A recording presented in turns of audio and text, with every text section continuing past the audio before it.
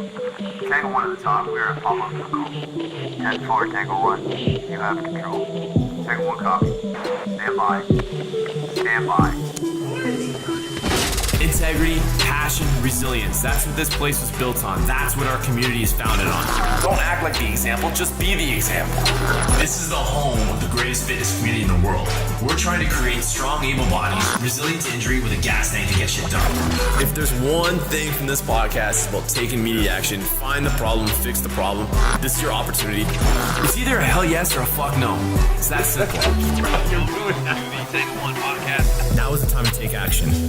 Now's the time to do more and be more.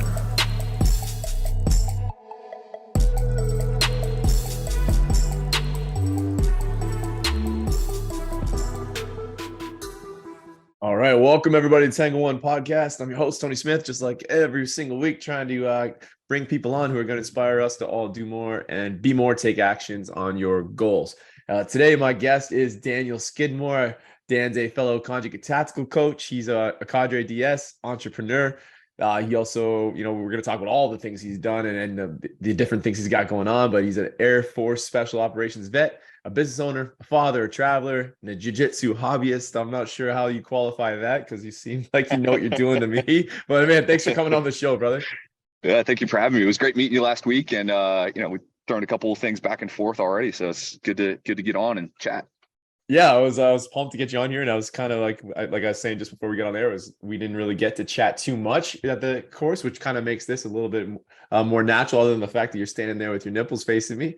But so you're out in Athens, Georgia, and it's hot out, and you're getting your workout in, right? This is kind of your thing, outdoor workouts. That is absolutely my thing, yeah. And I figured this is a good opportunity to just get some sunshine and just be out in an environment. And too often are you like in your perfectly manicured space. I did that last week and talking with a guy, and I was like, this isn't me. I'm going to get outside. I love it. I noticed that about you. So at the course, the two things I noticed, you're wearing those barefoot shoes. I was looking them up because they look, I love them. I like the look of them too, not just like the functionality. And our first interaction, I tried to give you a chair and you very politely said, no, thank you. And then I said, no, here's your chair. And you're like, I don't want a chair. I'm like, okay. This guy is more of a stander. And I'm like, he looks, I can tell by the ears, you fight a little bit. So I'm going to go with, okay, he doesn't need a chair. I'll just go sit down myself.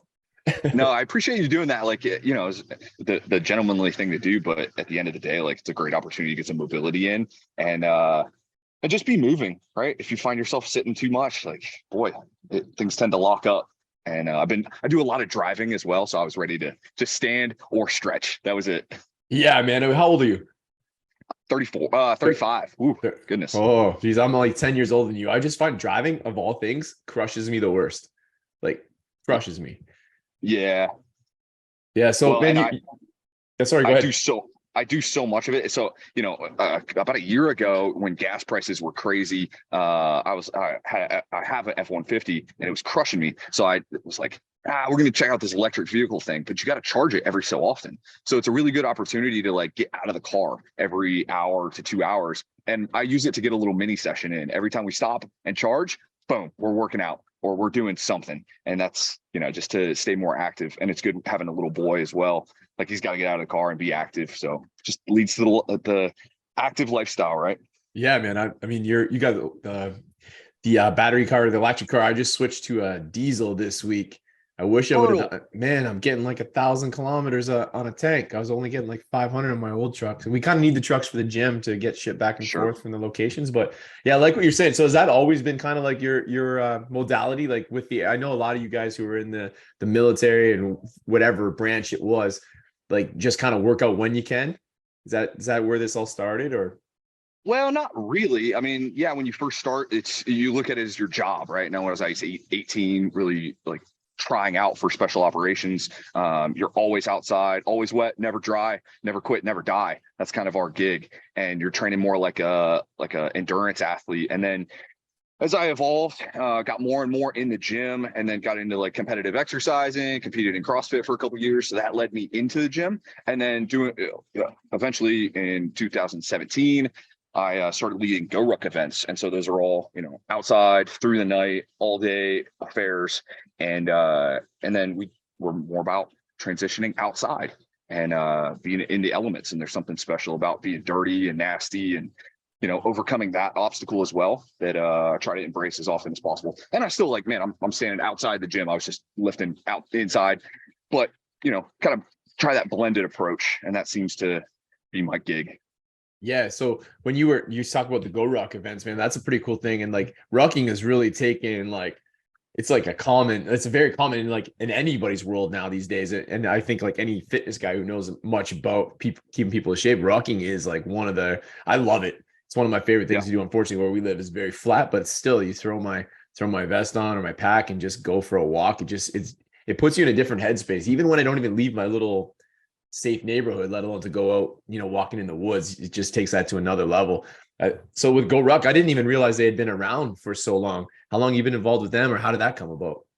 So I started doing leading Go Ruck events in 2017. Now I separated from the Air Force in 2015, and I was kind of looking for, you know, what was next. I was running my gym, but I had missed training, traveling and training outside. So that was, you know, something that I had all the time in the Air Force. And then one of my buddies, one of my members at the gym who was actually did the last couple of deployments with me, was leading the events as well. I was like, man, I think you'd really enjoy it. So I started leading them, and it was just an opportunity to get out and train others and travel and kind of scratch that itch for me. So I got into it in 2017, and man, just knocked out a ton of events. And it was an opportunity to travel and train every weekend. And so that's took us up through 2019. Banged out a bunch of them, and yeah, it's kind of, you've seen a huge evolution too within the CrossFit space, and just people, you know, it's getting more popular, even in the last couple of years. Yeah, I mean, but you know, it's the most basic thing that warriors have done forever. You know, carry your stuff on your shield to battle, and so, you know, everything comes full circle, right? Yeah, I was just using an example. We were talking about how things are hard around here, but meanwhile, you know, that you read about the Spartan warriors who used to walk, you know, a year to battle in their wooden shoes, carrying those big swords and shields, and then fight for a year and then walk all the way back. It's crazy. Yeah. So Go Ruck must have taken a huge explosion during like the COVID, during the shutdowns. I don't know how bad it was where you were, but here that was when they really started to get a lot of popularity and get a lot of take a lot of you know. Importantly, I think that was one of the best things that came out of COVID is people started like getting that habit that lifestyle habit. Right. Get outside, right? Get away from other people, get into nature. And if your gym's closed, hey, we got to work out outside. And that was kind of the precipice for the sandbag and ruck training program that we developed through Go Ruck. So it's basically, hey, if your gym's closed, all you need is this backpack and a bag of sand, and you can do, you know, a lot of exercises with that. And so what that looked like is we developed essentially a general physical preparedness program that, you know, people could fall back on. And it's very basic, very simple, but simple doesn't equal easy. And that was the goal with that entire jam. We got a couple thousand people through the program and doing it on a daily basis, and just inspiring folks to get outside and work hard. Man, that's wild. You have like such an interesting background of so many things. It's hard to even like keep track of where we should go next. You said you owned a gym. Did you say that? Yeah, I didn't even catch that part of it. Yeah. So in 2012, I got into ownership of a CrossFit gym, and I was still active duty Air Force. And so that was kind of my transition plan, and ran that from 2012 to 2019, where I sold the gym but kept the building. So I basically became the landlord of it. One of my coaches, you know, was desired to own their own space. And I was like, hey, well, just take this and run with it. And so that freed up the space and time and energy for us to end up moving to Morocco and starting another business out there, which has been a really fun adventure as it is. So yeah, kind of been in the space for a long time, and we were training conjugate there as well. So how'd you find your way into conjugate then from the CrossFit world? Like at some point as when you became the landlord, you transitioned out, or just what was it? Well, actually 2014, I was sitting end of 14 into 15. I was sitting in Iraq with one of my best friends, Chris McNamara, who owns Evolution Athletics in Southern Pines, North Carolina, in that area. And we had somehow, he had ordered a reverse hyper. And I was like, yes. And we had plenty of bands, and we were both kind of experimenting with it, learning as much as we can. And so, hey, you take all the principles that you can learn about and read about through the books and the online material, and we just started banging it out. And that was our foundation. So we learning as much as we can, and then applying it in a relatively austere environment. But we had some of the equipment, which was nice. But man, like, I'm sure as well, like, it's a learning, you get a little bit at a time, right? And you can attach to some of these principles, and you can plug and play.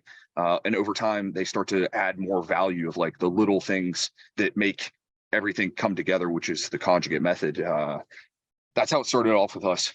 Yeah, I like what you said actually in your post yesterday, your little workout post about, training like, fighters and Brazilian butt models or whatever you wrote down, like is kind of, and like, if you really think about that and work it towards the people that have done, similar backgrounds, you and I, mine more in law enforcement, with similar tasks and wearing similar gear, it is very applicable. But I found like I've been putting this with just general pop, and it's very applicable there too, because like traditionally people's backs are the problem. They drive, like we talked about, they sit at their desk, whatever it is. So applying this conjugate method to just people, I hate calling them ordinary people because they're not, but people who maybe don't see the consequences, aren't so dire maybe in their jobs, but it is to their families that they are healthy and active and not crushing themselves in a workout and unable to perform at their job.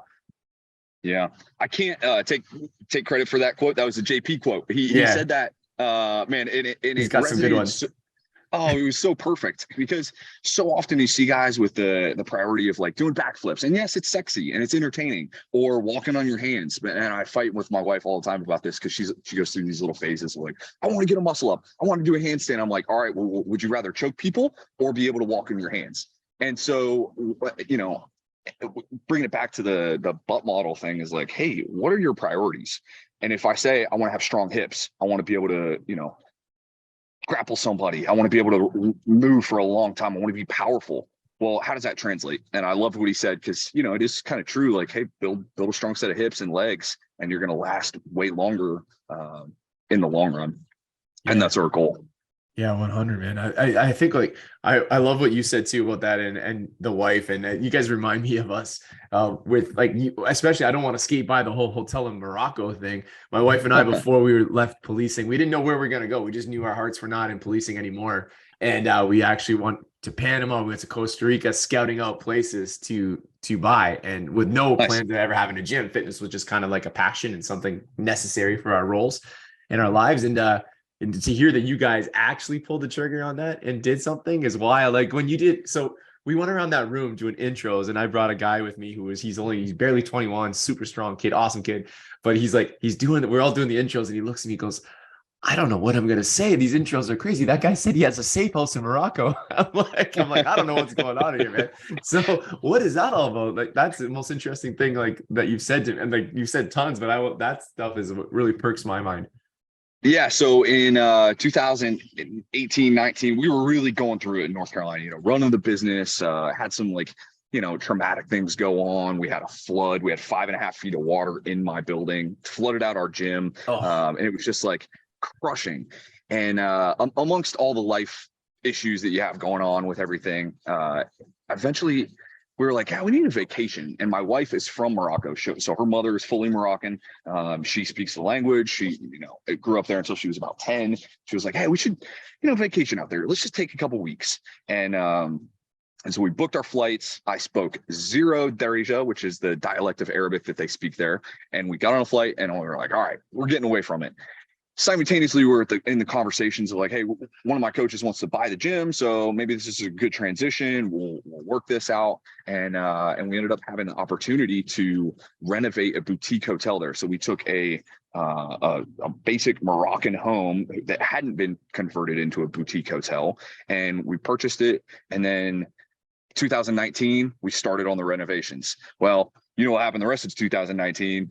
COVID shut everything down. And so we ended up, all of a sudden tourism was bringing in tons of cash. Well, everything stopped, grinded to a halt. And we were like, all right, well, hey, nobody's coming in, but we're not stopping. So we used all of that time to continue renovating.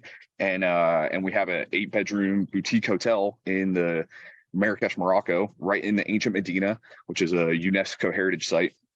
Beautiful spot, crazy experience. And our big goal was to open that area up to travelers and anybody that's curious, because it's a really safe and cool opportunity to learn about that culture. And I kind of liken it to like Afghanistan, Iraq, and like California and Arizona.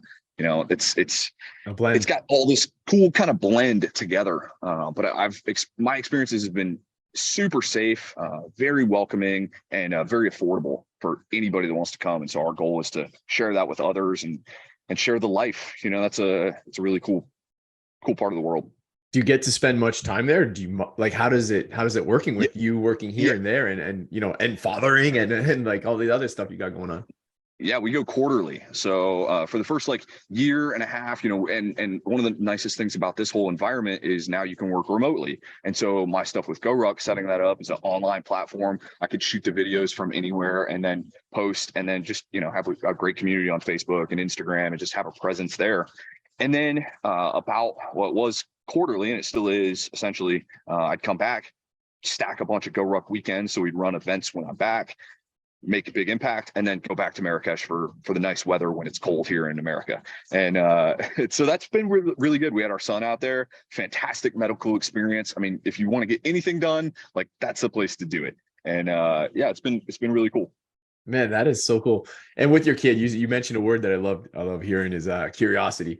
Like, yeah, you seem like me. I know you probably are a few years off of this decision, but what are you thinking? Are you thinking homeschooling? You thinking yeah, I could see it in your face, man. I could see it in both of you guys I wanted to actually sit with you and your wife at dinner there. It was just so busy.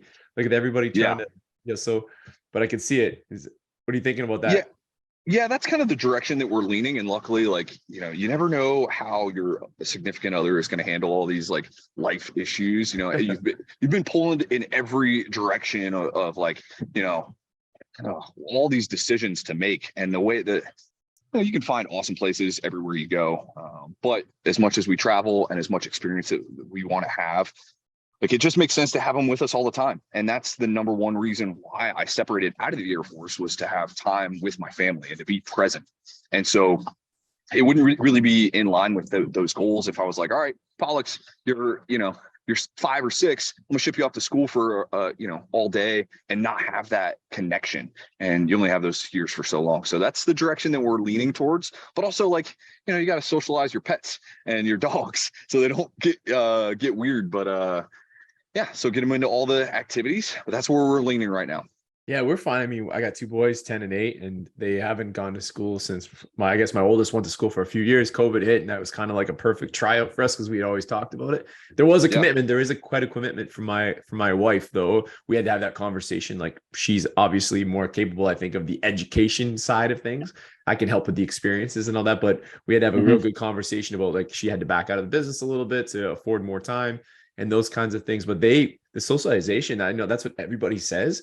But man, like, I feel like just because you bring your kids around everywhere, they get so much socialization from the people you want them to be socializing with too, which I think is very important. So yeah, we see that positive experience for us so far. Definitely. And like you said, experiences are the education. You know, that's what we want on a daily basis. And you only have so long to instill those values. And so that's where we're at. Yeah, I'm cool. I didn't know that about you already. I'll love to pick your brain about it. Yeah, you'll see the curiosity just skyrocket with these kids, and they actually, it sounds so hippie of us, but they actually do lead the education, which is wild, because they just take you where you want to go. And somebody, I use this stat all the time. Somebody told me that you'll spend 90% of your time with your child before they're 12. So like, I think what you're doing and the way you're doing it, even right now, you're just maximizing that time. So you want that 90% will be maybe a bazillion hours compared to whatever, 500,000 hours, who knows? So that's awesome, man. Yeah. So with don't say hippie, we don't want to say hippie like it's a bad thing. You know, I'm standing here barefoot and no, hanging. But isn't it weird? Don't you find that so many guys, like, when I was in law enforcement, nobody would ever think of me as like that hippie mindset. And you being a special ops guy, nobody would think of that hippie mindset. But I find the more I'm spending more time with, I guess Conjugate Tacticals really helped me to get outside of the just local law enforcement, right? And I'm finding I'm meeting more and more guys like you and girls too, obviously women too, that are just, they do have this background and this different mindset to them. And I think maybe all the shit that you've seen and done just kind of helps you to be a lot more grounded, a lot more happy with what you have instead of wanting to have more, I guess. Yeah, that's a really good point. It opens up the aperture, you know, and Yeah. just stressful situations tend to do that as well, you know, like, and if you, anybody that has like trauma or issues, like you start looking for ways to fix things. And if it's as simple as like, hey, all right, I'm going to try this grounding thing and be barefoot for a while, or I'm going to try to get healthy, get more sunshine. Like one thing leads to another, and then it becomes a snowball effect of like, hey, this is how I'm living now. And you really get that when you get outside your bubble. And we live in a crazy bubble as it is, like, hey, you're in my bubble. And this is like a really, really strange ecosystem that we're in, but, you know, share it with others and see how it goes for you. And for me, I'm super happy with it. Nice, man. What about the so in your intro, and I cut you off before we were on camera because you started to sound like a pretty cool story. You say Cadre DS. I don't speak freaky deaky acronyms like you guys. That's my biggest learning, because the more military guys I'm around, I'm like, what the fuck are you saying, man? Yeah, I love acronyms as well. We could get into a whole podcast with that. I'm sure. Yeah, so Delta Sierra. So in the Air Force, my job was as a combat controller was basically to control everything from the air to the ground. So telling aircraft where to drop packages, people, and then bombs. And as secondary task is air traffic control. So, you know, you're doing that entire interface. And as an air traffic controller, if you screw up something on the radio, the pilot's going to ask you what your operating initials are. And so another aspect is if you're about to drop a bomb, danger close, which is like, you know, for every different size bomb and munition, there's a danger close value where, you know, somebody's getting hurt. If somebody has a percentage chance of getting seriously injured, if you're this close to dropping this bomb, and the pilot will ask, hey, what are the operating initials of either the ground force commander or the combat controller? And mine were Delta Sierra, so Dan Skidmore. And that's kind of your, you know, call sign on the radio, but it makes it simple. So, and there was already another badass Cadre Dan in the Go Ruck ecosystem, so I couldn't be Dan. That's hilarious. So within the special ops, man, so how long were you, was that part of your life? And like maybe anything, like people want to hear those stories. I know there's not much, like you guys are always so buttoned up on it and pretty humble. It's pretty crazy, but in an awesome way.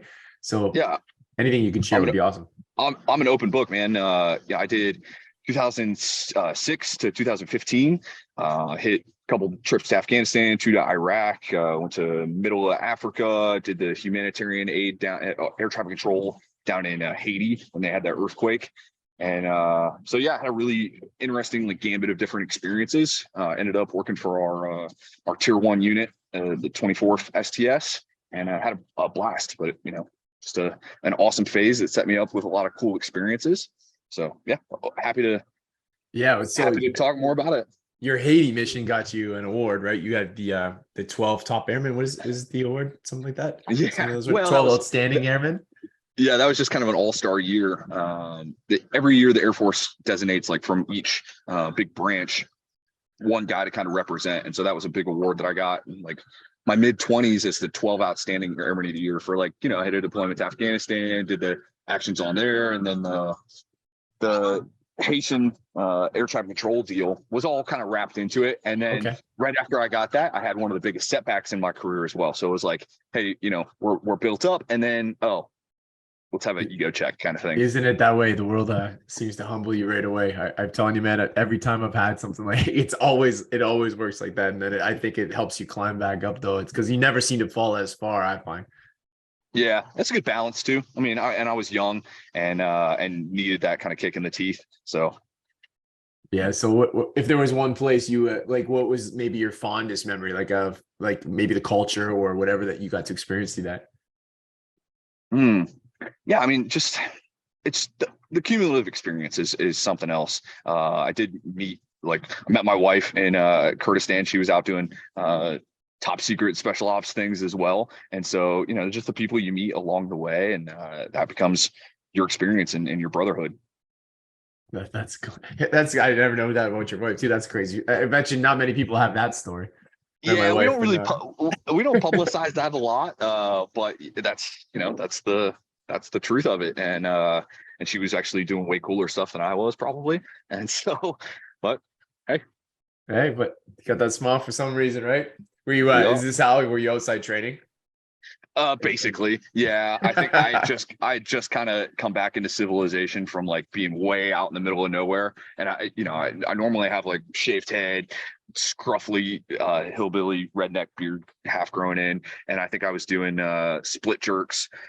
And she was like, "Oh my God, I think that guy looks like he just got out of prison."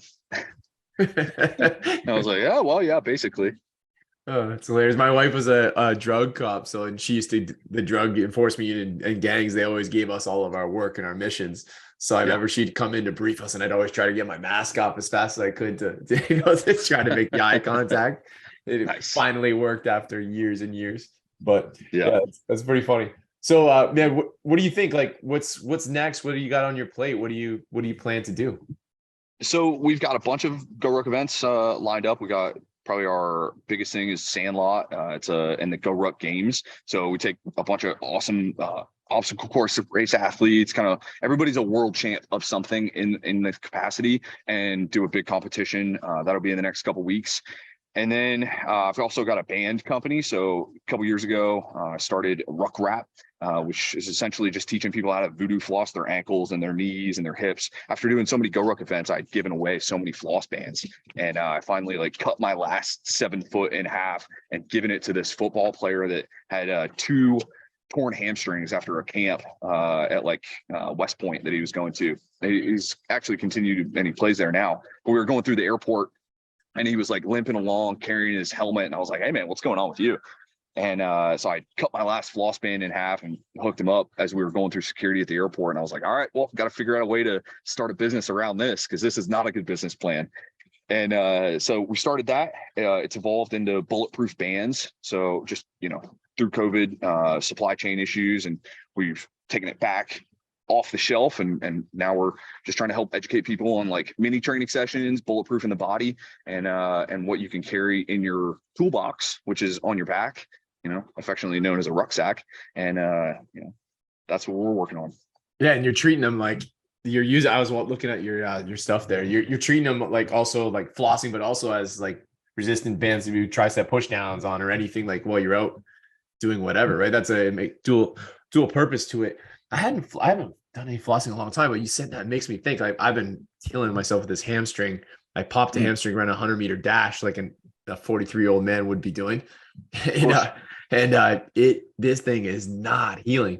So you're actually applying these things to bring more blood into that thing and heal it up faster. Is that the idea? Absolutely, yeah. Like a lot of people probably don't know what flossing is, to be honest with you.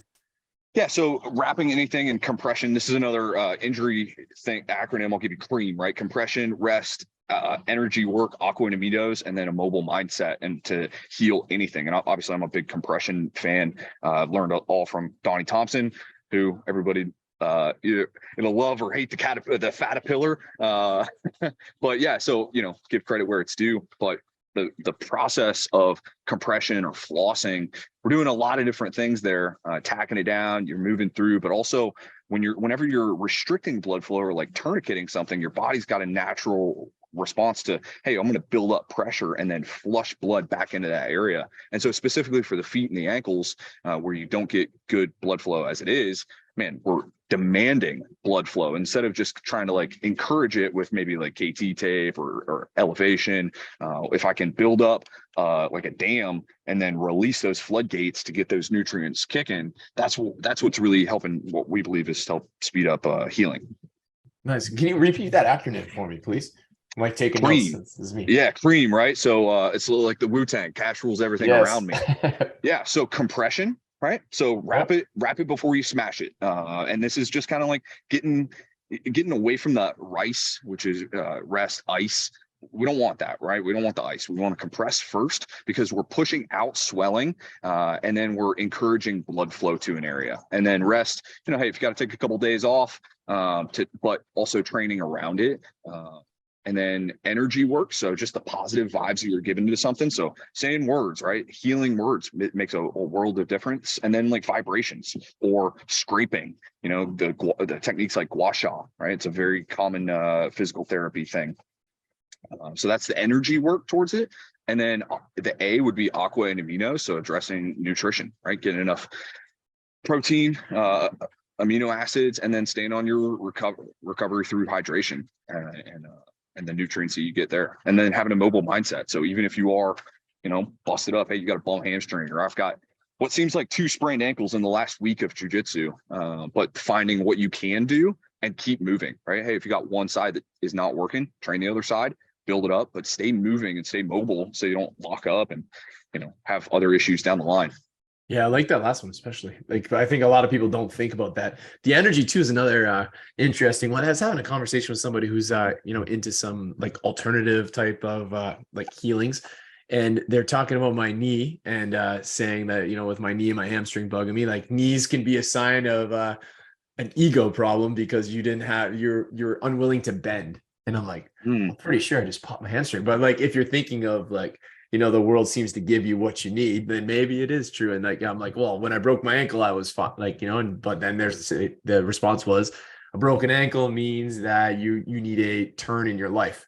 And when I broke my ankle was the biggest factor that decided for me to leave policing, because I was forced to leave policing with an injury just to be off for a while, and then realize I liked being in the gym so much better. So it is there is like a lot of odd things that can go along with like healing or injuries and that part of it. And I think you being out in the sun all the time shows that you do kind of think about it in a different way, right? Yeah, that's an interesting way to frame things. And you can look at it in a ton of different everything's got a secondary message or what you can learn from it. And yeah, if you're not bending, well, hey, what's that? Tight hamstrings, right? But you're going to blow a hamstring. My little brother had the same thing. He had, he was like proud of his tight hamstrings, and then he tore his ACL playing basketball. It's like, all right, well, that'll teach you a message. But all of these recovery methodology and prep things that we talk about, like I'm a big body tempering fan as well. Another Donnie Thompson thing. And I got into it a little bit there in the West Side thing. And I was going to bring that up. I'd never seen those things you had, those fucking, what are they, 150-pound rollers yeah, man. Let me finish this real quick. Okay. So this is like it's like an insurance policy, right, for your body. And so we're doing it before and after trauma. And so, hey, you've only got so much mileage, all this bad stuff can happen, but like weight training, strength training and conditioning and just being healthy, that's an insurance policy against sickness and disease later on in your life. But all these little things that we can do, like, hey, I'm going to floss, I'm going to prep for trauma through body tempering, or I'm just going to be in as great a shape as I can before I enter this next training session, which is going to cause trauma. You got to prepare for it. And so that's another thing, the body tempering deal, another Donnie Thompson thing. And we walked into West Side, right? We trained in the morning, right? In the mecca of weight training stuff. And then we went to the alternate site, which is a new building. And they only had a couple pieces of equipment in that whole thing. Did you see what they were? I think we can count them on 5 things. Yeah, the mats. So they had a squat safety bar, right? That was wrapped up in the UFC tape. They had a bucket of chalk. They had mats for somebody rolling around or doing some jiu-jitsu. And then they had a body tempering roller made by Rogue and made famous by Donnie Thompson with his body tempering with his ex-wife. And then they had 2 62-pound fat bells, which are another Donnie Thompson invention with that center. So it's like a kettlebell with a handle in the middle of it. But they were retrofitted to be screwed together as a body tempering device. And what this does is, you put it on your hamstrings, you put it up, roll it up your back, and it's forcing those tissues to release. And so it's really preparing you and your body for the trauma that you're about to put on it from sprints or heavy squats or whatever your workout stimulus is that for that day. And so it was really interesting to me to see that in West Side. It's like the minimal stuff right there, but that's what it ended up being. Yeah, so I thought maybe you had brought that. So yeah, those I didn't know that was Donnie Thompson stuff. I was on his Instagram. I was, I'm trolling you today, trying to make sure I got, kind of doing my background check on you, and ended up at his. And I was looking at those bells. I know like Gus has those. Those are actually, we just didn't have enough. We had to deal with customs coming through. But Rogue, there was a huge sale when we were there, where you could grab those bells with the handles in them. But I was watching him throw those things around today too. So that was interesting. I didn't notice. And then when you were doing the explanation and stuff, I'm like, oh man, this guy I like where your head was going. And I like you were very clear with your explanations, and people were interested in listening, which is also something I think that's really, we've all started to change our mindsets on, like traditional big, I'm not a big guy, but body lifters or people are bodybuilders and people who are just lifting weights. is actually, especially as I turned 44, just like your brother, the injury, like that tends to really open your mind. So there's like a lot of things I'm not doing, I should be doing. I've been trying to focus more there as well. Yeah. Well, and like, hey, the age thing, like you're older than I am. But I got introduced to this environment and all these guys at a much earlier age, and joining the Air Force and having these opportunities at 18. Like, I'm just jam packing these experiences and being able to find guys that are doing it for longer. I think Donnie hit that 3,000 pound powerlifting total at like 45, 46 years old, and finding a way to do that later in life. And it takes that long to build up your strength base and your endurance base. And even for endurance athletes, it's like, hey, where's your prime? Some people say it's in your mid 30s, but you got to learn those lessons from guys that have been in the fight, been in the trenches for a long time. And you got to pay attention to the guys the old man in a young man's game, because they've definitely learned some lessons along the way that you should apply to yourself and try to help others on their journey. And who are some of those people? Obviously, Donnie was one of them. Who are some of those people that have done that for you, like at any point in your, your career, whether it be in special ops or in this world that you're in, or jiu-jitsu, whatever it might be? Yeah, Tony Blauer. Are you familiar with Tony Blauer? Yeah, yes, I am. Yeah, so through the spear course stuff, by him.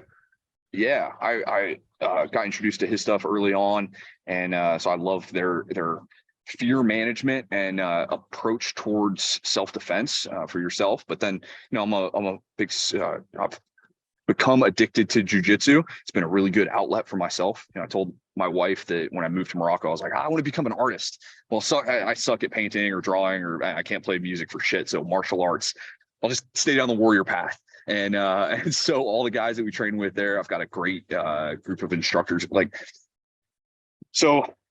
And we can go into the whole Ronin theory on that. But guys like, Tony, Donnie Thompson, guys that are out doing it. There's so many mentors that you can have throughout time and learn little things. And that's one of the coolest things about social media. And I got to mention like Louis Simmons and all the guys that are pushing things forward with the West Side thing. We learned a lot from Gus already as well. But you're open, your aperture is open to so much now. You can follow tons of mentors and just learn little pieces and pick and choose what you apply and what you hang on to, and see what really works for you, and keep it going. Yeah, you see that too. I agree with you with the social media. Even like I said, doing my background check on you, it just leads to like, you see somebody who you comment, who you tag, or you commented to. So it's like people you're learning from. I'm like, oh, I respect what this guy's doing. Let me see who he's following, who he's talking to. And then you click, and then you're like, oh, well, this is very interesting. And you just get down this funnel of, you can almost like filter out by using other people's suggestions. You can almost filter out, because there is so much shitty stuff on there too. It's easier to filter it out by, people that you respect or have come to know, or that you've heard other people say good things about, to learn that way. Right. I love doing that with social media. That's one of the positives for sure. And that was another thing that I took away from the conjugate course this last weekend. We'd been to it a couple times before, and like, hey, you think but then you're like, all right, are you an entertainer or are you influential, right? Are you actually coaching and helping people? And so there's a whole generation of guys like Mike the Machine Bruce. Do you know who Mike Bruce is?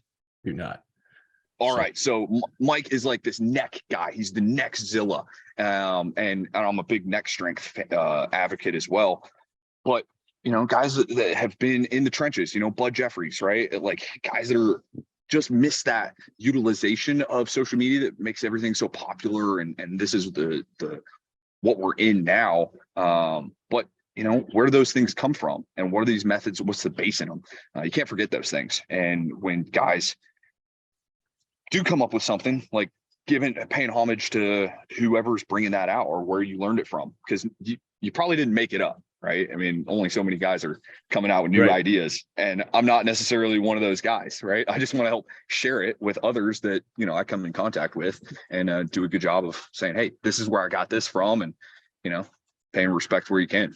Yeah. And what you were saying about training into getting older and learning from people, that's one thing I would tell anybody in your age group or younger, is the thing I'm finding the most problems with, where I'm now spending a lot of attention. I wish, because like I'm better than I think somebody who was exactly like me 10 years ago, because somebody like me told me that, right? You know what I mean? So, and I think I wish somebody would have said to me was, work on your neck. because that is the one thing, you start to see it, you get like, it's the first place I lose my weight. You start to look a little bit older, which is a, whole aesthetic thing, but who cares about that? Yeah. But also functionality, you're starting to find like, pulling a deadlift, or even sometimes bench pressing or overhead stuff. In particular, I've gotten involved with like, we're doing a lot of scientific wrestling at the gym. We got some guys Yes. doing that stuff, and my fucking neck has been just killing me. So I wish I would have spent more, and now I am spending time there, but that's what I would tell the people. I feel like the neck is one of the first things to go if you don't give it attention. And, speaking to my PT, she says the same thing, is like between 40 and 50, your neck becomes very unstable, and then it becomes very stable again as you kind of demobilize as you get older. But interesting thing to think about with the neck stuff. I like that iron neck thing. You use that? Yeah, I have actually got a neck building program. It's a PDF. It's 7 workouts. Download it. It's in my link on bio and in my Instagram, because I talk about it so I'm going to get often this with guys. for sure. Yeah, it's simple, right? Hey, we'll start by nodding, right? Saying yes, lay on your back and nod yes. And then and just nodding no, and nod maybe, and side to side, and the old I don't know with the shrugs. And this became very apparent to me on actually my first real operation, which was a QRF in Afghanistan, a quick reaction force. Went out middle of the day and ended up a mission going all night long. And towards the end of the night, I'm controlling an AC-130, and my neck just starts like bobbing, right? And I was like, oh my God, what? And I thought I was in great shape, but my neck wasn't prepared for the, holding NVGs and a helmet on my head for all day and bouncing around in the back of a gun truck. So I was like, oh my God, I got to figure this out. So, you never know when things are going to become apparent as a weakness. And it's very important if you're into letting other dudes try to strangle you a couple days out of the week with jiu-jitsu, or, some crackhead, if you're in law enforcement. But like, you say aesthetically, you take it back to the jailhouse guys like Josh Bryant, right? As entertaining as their thing is, but staying gas station ready and being like, hey, what does that guy look like he lifts? The only way you can really tell that in a lot of environments is, a big neck and some traps. And so training that is like, yes, the aesthetic can matter. And, big doesn't equal strong, and strong is strong, but, if it looks like it's sturdy, pay attention to it. And so that's super important to me. I'm a huge advocate of upper and lower cervical strength or spine strength. So, hey, your neck to avoid further issues if people are trying to knock you out on a regular basis. Yeah, it just doesn't make sense. We train everything else. You literally change from your chest down, like from your traps down, and very, very, very rarely do you hear somebody say like, hey, I'm going to do this for my neck today. I mean, in football, when, growing up in martial arts, you're doing the neck bridges, you're doing things like that, but it starts to become a lost thing. It's so funny that you say that. I'm for sure downloading this off you. So I don't actually, and you mentioned the iron neck, like the head device that goes on. I don't really dig that. Not saying it's bad, and if it's what you're doing, great. I love the neck harness. The neck flex is the best one, in my opinion. Old school, right? Just sit there and nod with it up and down, and then you can also put some bands on it and do everything that you could do with that iron mind, or the whatever that thing's called. I did a whole cycle of like, it was a month where I only did that. And then I took before and after measurements, and it didn't see a big change, but I had already been training neck. But the other stuff I think, is a little bit more versatile. But at the end of the day, you can do all this with just bands or just with body weight. Like, you don't need all this special gear. You just need to focus on it, because if you don't focus on it, if you don't target it at all, it doesn't grow. It doesn't get stronger. There's a study, I'd have to find it and send it to you, but basically guys were doing, a weightlifting program, deadlifts included. And some guys got to do neck work and some guys didn't. And the guys that didn't have any neck change. So you got to prioritize it, fronts, back, side. And if you're a police officer, hey, if somebody sucker punches you and you get knocked the fuck out, like, that's a bad day for you, right? And your team. And then, in terms of like all the way to kids sports, right? Football players, concussions. Yeah. And so every pound of neck strength that you possess reduces your odds of concussion by 5%. If I'm a betting man, I'm going to start putting my money on, on the scalenes, start working on your neck. Because, that's a huge issue with football players and military guys, from blasts and getting those TBIs, because you don't have the neck strength to support the trauma. Never thought of it that way with the TBIs though, from in the military or a SWAT capacity, throwing those flashbangs into these rooms and all these things. Oh, absolutely. I never thought of that. I had a conversation with a guy named Pee Wee Johnson. He was he had jumped into Normandy. He had actually done 2 different combat jumps into Europe, into France. And this guy was 100 pounds, probably not even 100 pounds, just a little spitfire. And I met him last year, and he just super bright guy. And we were talking about all this PTSD and TBI, and he said it's not the trauma that's causing all this, it's the velocity of the munitions. And so, and if you think about that, it's the concussive forces of the explosions that, yes, they had them, but they're different now with what we have, and the proximity to, hey guys, throwing door charges or, repetitive issues that's rocking the brain. And so what do you do for that? A lot of therapies, but having a strong neck will definitely help. And hopefully more guys get that message. What's your opinion on this then, from that conversation, maybe your own experience? Because I was, having some of my own struggles that I've fought through in terms of, PTSD, things like that, like traumas.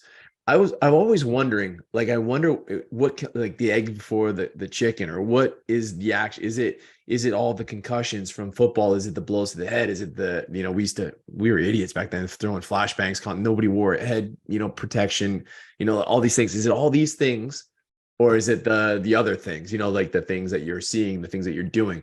I wonder which comes first, or how much they do intertwine. Nobody's really ever been able to explain that to me, or I've never probably looked far enough into it, to be honest with you. But what's your opinion on that? Anything?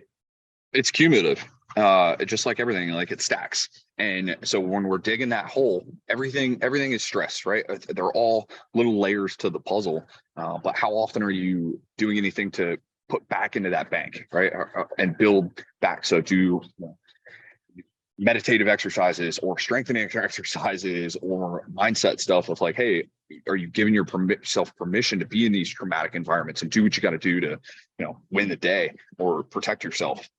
And so I wouldn't necessarily see it as one or the other, it's everything, but you can do a lot to mitigate these issues further on, whether it's through strength training or brain training, or there's tons of other therapies that you could follow on to. How does all that stress stack up against what you're doing to offset it? It's a requirement, really. Yeah, that's the message I'm trying to get out. And I wish we would have got that message more when I was, more involved. But now that, what you learn is, and then that's what you're saying, is to share that experience, and hopefully that somebody, even if it's just one person, takes that away with, like you said, taking care of your mind and your body will you'll be so much more effective. Imagine how much more good you could do if you're applying those things, over a long term, and not have as deep a setbacks or personal obstacles like divorces, alcoholism, getting DUIs, whatever the hell that might be, right? For all of us, if you can prevent that, man, life could be so much easier and more productive. Right. Man, yeah, you can't let the chains hold you back in that capacity. Yeah, absolutely. So, man, it's awesome talking to you. I know you've got another meeting today. This has been outstanding. I love the stuff that you're doing, and this actually last 20 minutes of conversation where we just kind of got into the weeds a little bit was so interesting. Well, so if anybody wanted to find you, follow you, download your stuff, what do you recommend?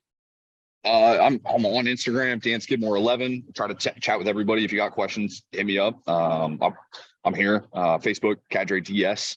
And you can follow along with all the obnoxious, funny, silly stuff that we do. Yeah, I do like it. You got a very entertaining Instagram. I'll give you that, man. And so I got to give you one thing. So I'm starting to travel a little bit more. It's your go-to. You got bare minimum stuff. It's your go-to workout because you're on the road. What would it be? So I'm gonna have a band, so banded pull aparts and push-ups, and do some neck work, and just taking a nice long walk. Yeah. All right. And do you always jump? Started there. You always jump into you go find a fight club everywhere you go, for lack of a better word? Oh, hell yeah. I mean, hey, fight clubs are in every city. If you haven't already done this, read the book Fight Club. It's not just about fighting. There's so many awesome messages. But yeah, I'm a big fan of every city you go to, find a group of guys to go test yourself against and learn something from. And so I think that's extremely valuable. My wife actually just bought me a book. It's called Choke. I forget who the author is. Have you read this? I'm just going to start to dive into it, I think, this weekend. Get in there. Now there's a fantastic movie. I'm not certain about the book Choke, but the documentary Choke is with Hickson Gracie, and legendary jiu-jitsu guy as well. But it kind of goes through his journey in Japan and the training towards that. So really interesting take on all of training. So read the book, watch the documentary, but also Fight Club, and you'll love it. I guess last question, because I know people will be thinking of this when they're listening, because you've like gone down so many different little like pathways and the things that you're actually currently doing. What would you say for advice to making all of those things happen? So I'm assuming you are doing some meditation or some kind of, brain work, some kind of, decompression. That result, you're fighting, you're training in the gym. You also have your businesses, your family, all these things. How do you keep on track of making sure you get all those things that keep you who you are? Well, accepting that the balanced approach is not like, it doesn't work, right? I've replaced balanced. Hey, boy, there he is. All right. There he is. Came out to say what's up. So we struggle with balance and getting like 50-50. It'll never work out like that, but accepting the blended approach to everything, right? And so you can add a little piece, add some spices here, add a little bit of this over time. And this whole journey for me is like about reinventing myself over and over and trying new things and seeing what I have fun with and seeing what is fulfilling. But that's part of the whole process, is like, hey, every so often you reinvent yourself, and maybe I won't ever become the master of anything and be a jack of all trades for my whole existence here. But when I look at it as like, hey, we're going to blend this experience and see how the cookies come out after adding the ingredients that we do. That's how I would approach that. Hopefully that helps. No, man, I love it. I love everything we've done. Kind of upset that my wife's she's not gonna believe that the first person to do a shirtless podcast was not me. It's actually my guest. So Damien, I really appreciate you coming on here today. Hey, buddy. And doing this with us and taking your time. I know your time is valuable, and it looks so beautiful there. It is so gray and shitty here today. So I'm super jealous of that, but they say the nice weather's coming tomorrow. So hopefully, hey, let's make a Marrakesh trip happen. Get a group of buddies. I got a great gym. I brought everything over from Rogue. We put it in a shipping container. I got a badass space, and we'd love to have you guys. And anybody that's interested in coming to Africa, Morocco is a great place to start. And so I'm happy to help facilitate anybody's journey out there. Oh man, that would be outstanding. My wife's going to be all over this podcast. So, awesome. 350 days of sunshine. Oh man, amazing. I'd love to do that. So thank you so much, man. And thank you to our sponsors, HQ Nutrition. Use code TANGO15 to save on your online orders. And to our friends, Murray Insurance, Kingsville OGs, for everything you guys do for us. Go look them up, and they've got the best rates in town. Now's the time to do more and be more.